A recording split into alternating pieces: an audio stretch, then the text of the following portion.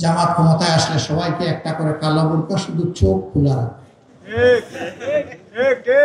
ইসলামের বিধানে চোখ খোলা রাখারও আছে, আবার মুখ খোলা রাখারও আছে। হ্যাঁ, কেউ যদি চোখও না ডাকেন, মুখও না ডাকেন, জামাত ইসলামে কাউকে জোর করে বোরকা পরাবে না। এই কল্যাণ রাষ্ট্রের সৌন্দর্য উপলব্ধি করে আলহামদুলিল্লাহ আগ্রহী হয়ে মারাই তারা সৌন্দর্যের শালীন পোশাক তারা কবুল করে নেবেন ইনশাআল্লাহ। কাউকে বাধ্য করা হবে না, দরকার নেই। ইসলাম কোনো ব্যাপারেই কাউকে বাধ্য করে। সব কিছু সাজানো হয়েছিল 41 সালের জন্য। 24 সাল যে 41 হয়ে যাবে তারা এটা বুঝতে পারে না।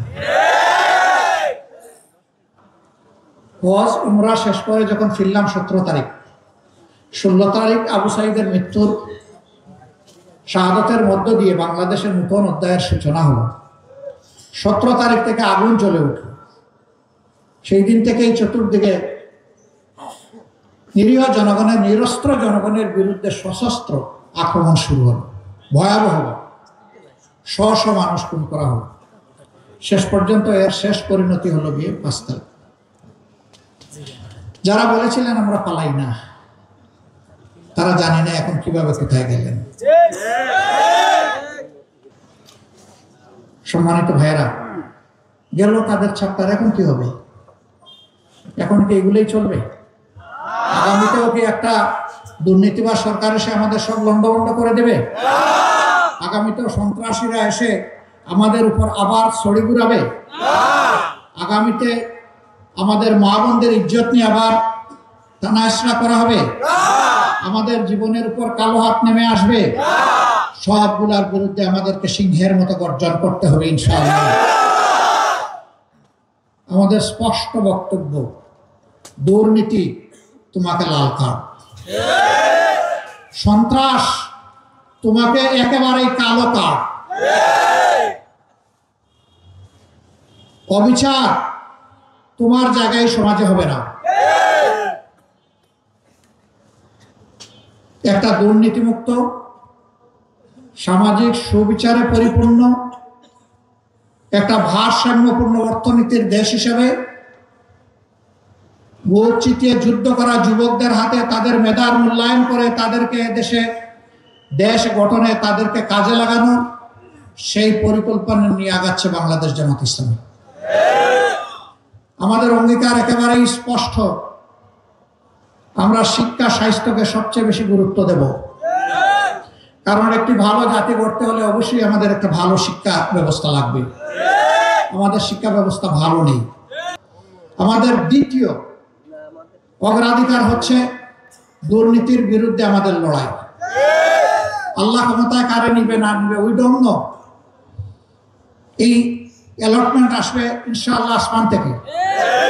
আমরা বাংলাদেশের জনগণের রায় পেয়ে এই দেশ পরিচালনার দায়িত্ব পাই কিংবা না পাই, দুর্নীতি মাটিতে নেমে না আসা পর্যন্ত আমাদের লড়াই চলবে ইনশাআল্লাহ। আমরা থামবো না, কেউ আমাদেরকে থামাতে পারবে না। আমাদের তৃতীয় অঙ্গীকার, সবার জন্য ন্যায় বিচার। এটার থেকে গরিব ধনী, দল ধর্ম নির্বিশেষে কেউ যেন বঞ্চিত না হয়। সবাই যেন আইনের সমান সুযোগ পায় এবং ন্যায় বিচার পায়। সামাজিক এই ন্যায় বিচার নিশ্চিত করা আমাদের চতুর্থ অগ্রাধিকার। আমরা আমাদের ভাঙ্গাচোরা অর্থনীতিকে পুনরায় আমরা গড়তে চাই এবং এখানে আমরা আমূল পরিবর্তন চাই। ওই উপরে উপরে প্রলেপ দিয়ে হবে না। ভিতরে ক্যান্সার থেকে গেলে উপরের চামড়াকে কসমেটিক সার্জারি করে মানুষকে সুস্থ বানানো যায় না। আমরা ক্যান্সারের জায়গায় হাত দিতে চাই। আমাদের মা বোনেরা কি করবেন?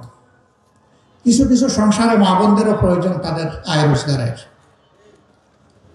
যাদের যোগ্যতা আছে এবং প্রয়োজন আছে, যোগ্যতা এবং প্রয়োজন অনুযায়ী দেশ গড়ার কাজে তারা অংশ নেবেন, এমনকি তারা সেনাবাহিনীতেও থাকবেন। কারণ রাসূল করিম সাল্লাল্লাহু আলাইহি সাল্লামের সেনাবাহিনীতে মহিলারা ছিলেন, উম্মাহাতুল মুসলিমিনরা ছিলেন। একমাত্র বদর যুদ্ধ ছাড়া সকল যুদ্ধে আল্লাহ রাসূলের সাথে কমপক্ষে আমাদের একজন মা আল্লাহ রাসূলের সাথে ছিলেন। শুধু একজন মা না, বিপুল সংখ্যক মহিলা যুদ্ধে অংশগ্রহণ করেছে। যুদ্ধের মতো কঠিন কাজ যদি রাসূল করিম সাল্লাল্লাহু আলাইহি ওয়াসাল্লাম তাদেরকে শরীক করেন, তাহলে দুনিয়ায় কোন কাজটা আছে তারা পারবেন না? অতএব তাদের যেখানে প্রয়োজন আছে এবং যেখানে যোগ্যতা আছে তারাও কাজ করবে।